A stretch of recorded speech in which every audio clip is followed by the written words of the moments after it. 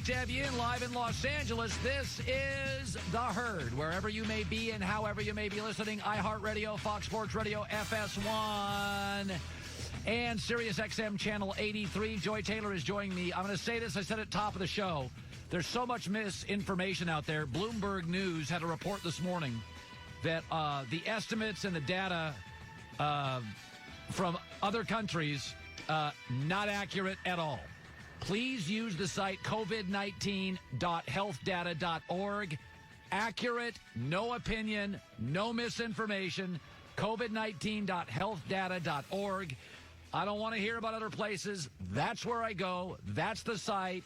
No opinion, no agendas, real data, and the data is increasingly encouraging on that site. Again, stories breaking today that a lot of the information where COVID emanates from was not even remotely accurate. This is where I get my information, period. Greg Jennings in 5 minutes. Joy Taylor's joining me. Joy, how are you? I'm doing good.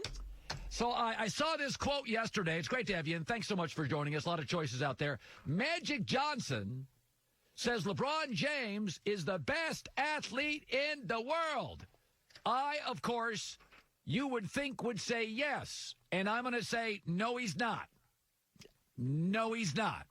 First of all, Kyler Murray was a first pick in the NFL draft and also in Major League Baseball. Was he a first-round pick in Major League Baseball?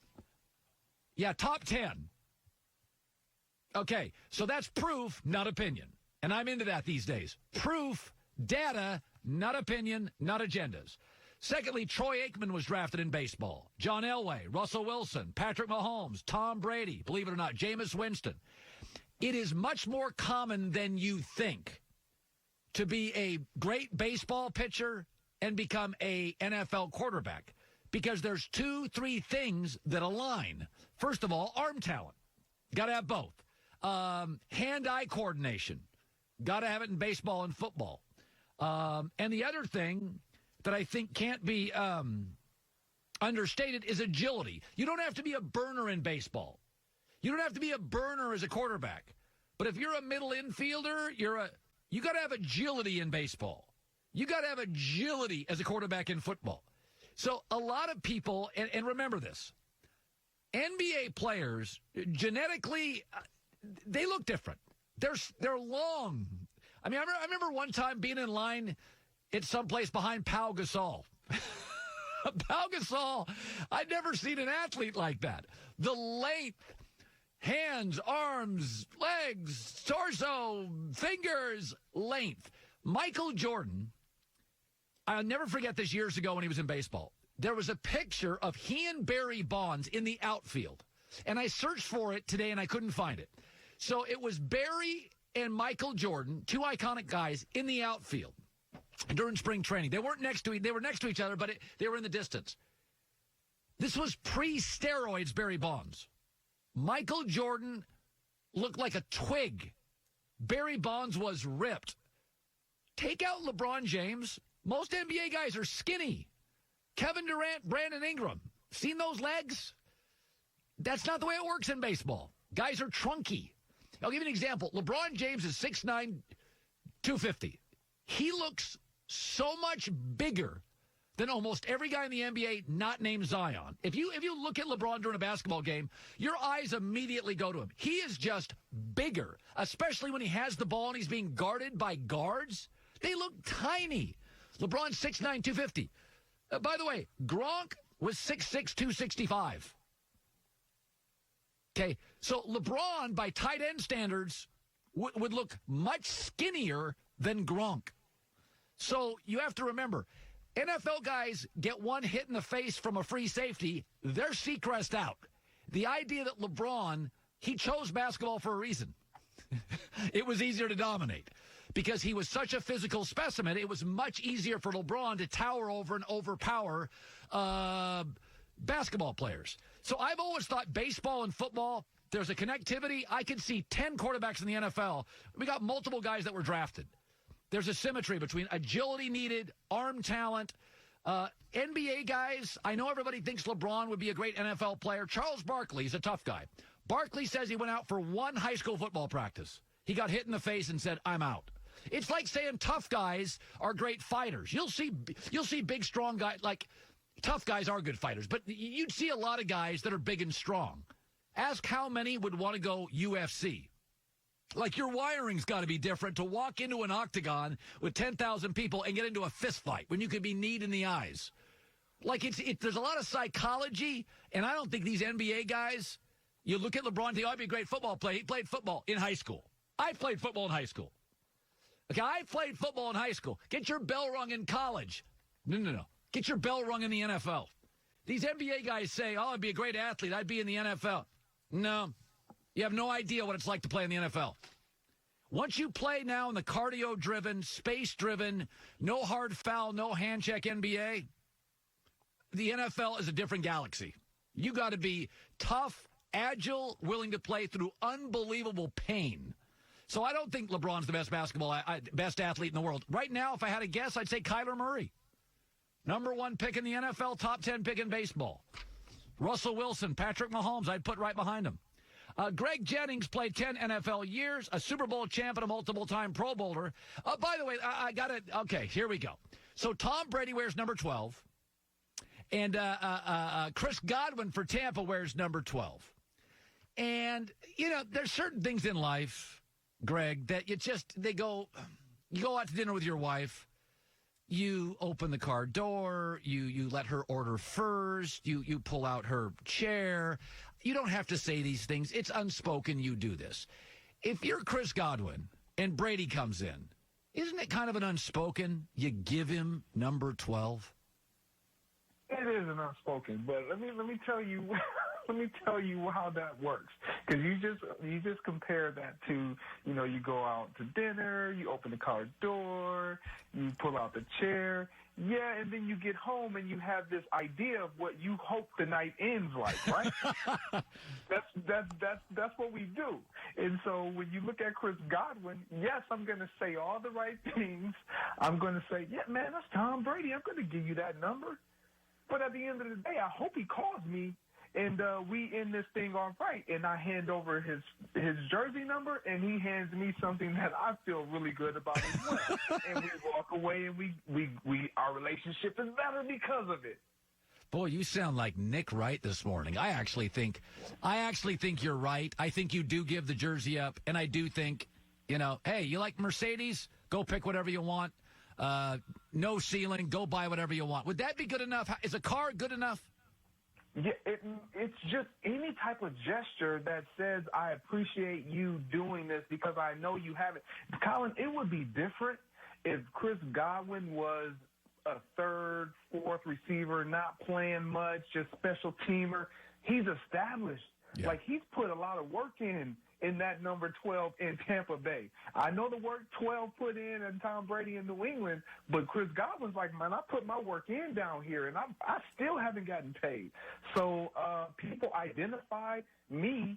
If they don't know I'm Chris Godwin, number 12 is good. But now, all of a sudden, his number changes. That whole idea and his identity kind of changes with it. So we were looking at a stat today. Since the 2015 draft, there's been like 18 first-round receivers. One, Amari Cooper, has delivered. And my argument is receivers hard to draft because so much of it is tied to where you land. Can your coach scheme you open? Do you have a quarterback that can hit you? A running back comes into the NFL, and if you can hit a hole and block a little on third down, you're going to make it. If you're a cornerback, listen, man, you run a 4.38 and you can cover, you're going to make it in the league. In the NFL, you can be really talented, but if you have a defensive-minded coach and a quarterback with no mobility and he can't get you open, like even a great receiver, it's really hard. So that's my theory on why it's very difficult. That's why even Belichick can't draft. The system's so complex in New England, they expect these 19, 20-year-old kids to walk in and figure it out like N'Keal Harry. It's just overwhelming. What is your takeaway on why first-round wide receivers, last 5-6 years, they're just not hitting?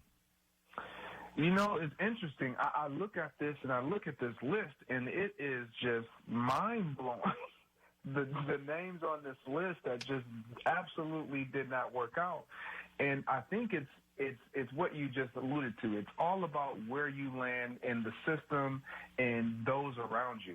And in life, we all want to be in that ideal situation. We don't all have to be, but most need to be as effective and for us to pull out the most of who we really are. And I think that's what happens with a lot of these first-round receivers. They get in situations with these bad teams, bad quarterbacks, and they're the saving grace, if you will, that is going to change and right the ship. And it just doesn't work like that. When you're trying to get a dependent receiver that is dependent on the offensive line blocking, a quarterback making sure he can get you the ball and throw it accurately, and then other things kind of coming into play for you to thrive, it's hard for that singular individual who is already dependent to right a ship. And I think that's what happens with a lot of these first-round guys. They get into bad situations, and it's just tough. It's just tough. Greg Jennings joining us, a couple of Pro Bowls, Super Bowl, 10-year pro. Now he's a Fox Sports NFL analyst. So, I was looking, there are stories, multiple stories now from the Miami Herald, which probably means the Dolphins are telling the Miami Herald this. That's not a shot at the reporter. He's, I'm sure, a fine journalist, but you don't get information unless somebody wants it out. That the Dolphins want to move up. They want to take Burrow, and they're willing to give. They have 14 picks. They could probably give 6 or 7. So yeah. if you're the GM of Cincinnati, Burrow's a hometown kid. He's going to sell a bunch of tickets. He appears to be, a lot of scouts think he's the best quarterback prospect. But 8 or 9 picks is 8 or 9 picks. What would you do if you're Cincy? Man, if I'm Cincinnati, I would entertain it. I would definitely entertain it because they're not adding on to a house. They're building a house. Like they're starting from scratch. Like they have to rebuild, they have to find land, they have to build. Like we're starting to see the Miami Dolphins, although they've already started building their house. Now they're trying to make sure that they have the right things in addition to. And so the Miami Dolphins are looking at it like, look, all this news is coming out that Tua is looking good, and he's medically cleared, and all these great signs are looking up. Somebody may jump up and try to get him before we can even acquire him at number 5. And if I'm Cincinnati, I need even more than just a quarterback. You know you can get Joe Burrow. You know you can get Tua. But you need assets. You need draft picks. The Miami Dolphins have the best situation right now because they have so many They have 3 first-rounders. They have 3 second-rounders, a third round. Like they have so many. You said 15-plus picks in this draft, so they're going to make some great decisions, and they also have a lot of assets that will be intriguing to a team like the Cincinnati Bengals, who wouldn't have to move that far down in the slot. Yeah, it's the free agency period just wrapped up. Draft's coming up in 3 weeks.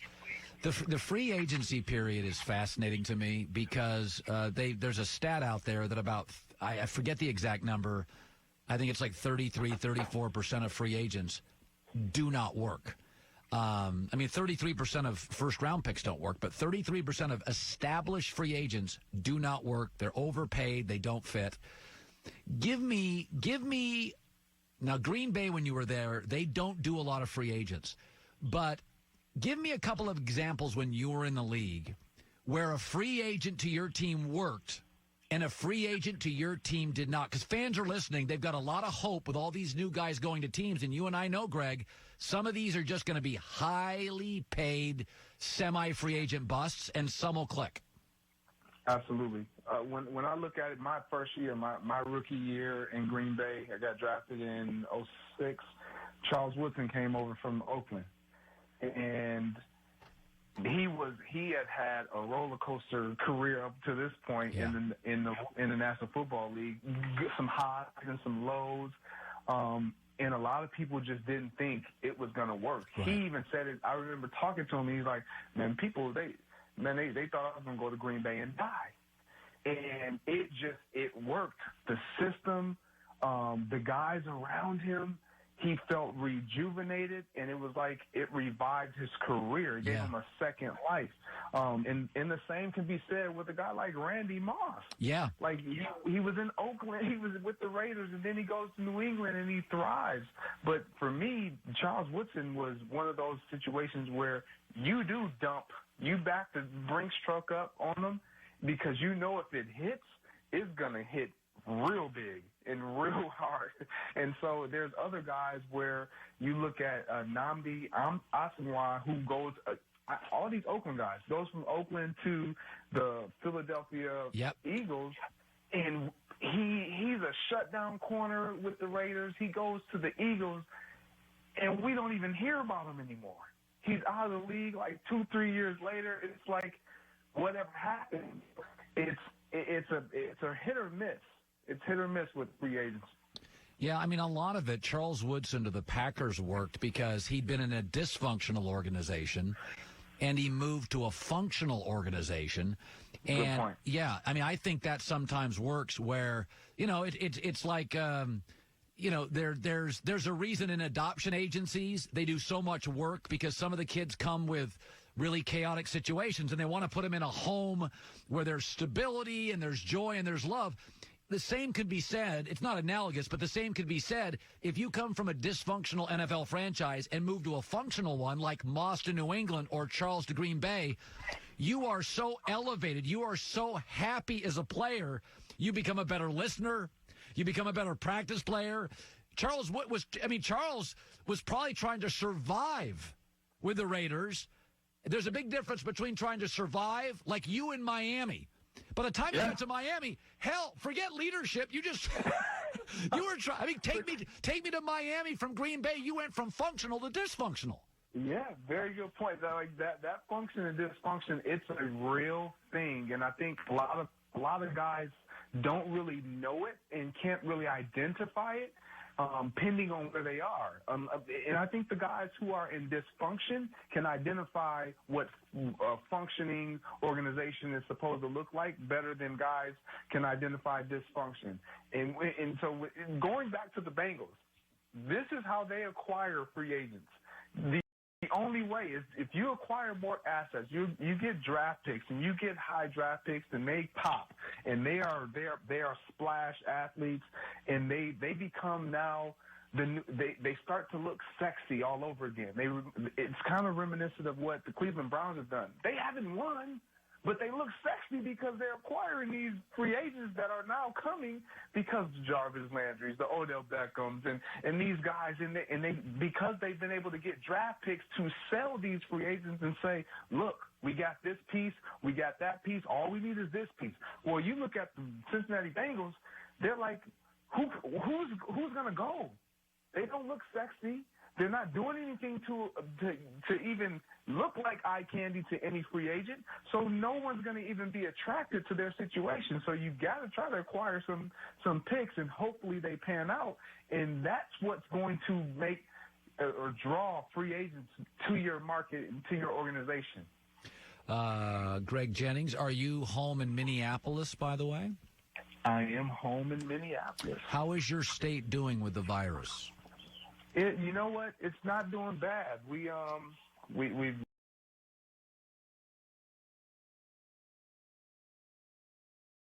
on shutdown. We're on lockdown, obviously, for the next, they say 2-3 weeks. We've pretty much tried to minimize it with the amount of contact we've had with one another here, but it's a pretty healthy state. So just like everyone else, we're navigating ourselves through it and trying to figure out what the next move is going to be, and it's just a kind of a waiting game. Yeah, same here in California. We have great state leadership. It's a waiting game. We got in on it early and got out social distancing, which was really a good call by our governor. Greg Jennings, good talking to you. Likewise. You bet. By the way, if you want accurate information on it, covid19.healthdata.org. There's a ton of misinformation out there, a ton of opinions. Not misinformation, real information. That's what I'm looking for. I don't want to hear about, that's the site I go to. I don't want to hear about any place else. That's it. That's where I'm getting my information. With today's health concerns, more important than ever to take care of your body. M-Drive Elite, Elite Testosterone, Elite Immune Support. Go to mdriveformen.com, code HERD, 20% off your first order. Tom Brady's dad is talking about Tom Brady. Remember when Tom said, Dad, stop talking. Dad, you get emotional. Dad, stop talking. Dad is talking again about his son. That's coming up.